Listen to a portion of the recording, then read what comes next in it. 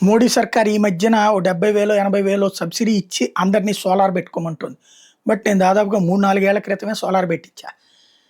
సోలార్‌తో ఎందుకంటే మనం నెల కరెక్ట్‌గా ఇది కట్టగలుగుతామో లేదో బల్క్‌గా ఒకసారి అప్పు తీసేసుకుంది ఏదో ముందే తీసేసుకున్నప్పుడే దాంతో కూడా కలిపి పెట్టుకుంటే పోతుందని ఇంటికి సోలారే పెట్టేసుకున్నాం. సోలార్‌కి సంబంధించి చూస్తే అప్పుడు చెప్పిందేంటంటే కరెంట్ గవర్నమెంట్ తీసుకున్న తర్వాత ఏ నెలకి ఆ నెల బిల్ వస్తదన్నారు. సోలార్ దాంట్లో వచ్చిన స్పెషల్ ఏంటంటే, ఒక్క నెల గూడా ఈ రోజు వరకు 3, 4 ఏళ్లలో ఒక్క 10 పైసలు గూడా నాకు రాలేదు. ఎందుకంటే, మొత్తం కలిపి 6 నెలలకోసారి ఇస్తారన్నారు. 6 నెలలకొచ్చేటప్పటికి ఏదో ఒక రకంగా అడ్జస్ట్ చేసేసేవాళ్ళు. ఏదో ఒక ఏసేసి. ఈ రోజు వరకు 5 పైసలు రాలేదు.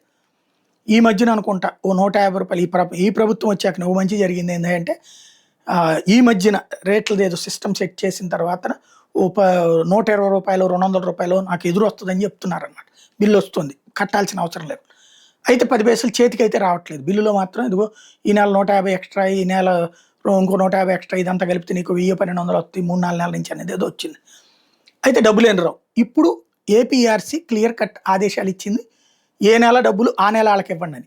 మొన్న మధ్యన ఏదో రేటు కూడా పెంచమన్నారు. అంతకుముందు దారుణం ఏంటంటే, మనం కట్టేటప్పుడేమో 7.5 రూ. 10, రూ. 12 తీసుకుంటారు. మనకొచ్చేటప్పుడేమో రూ. 2.5 అని రాశారనమాట. ఇప్పుడు అదేదో 4.5 ఏదో పెట్టినట్టున్నారు. మరి అట్లా ఇస్తారేమో చూడాలి.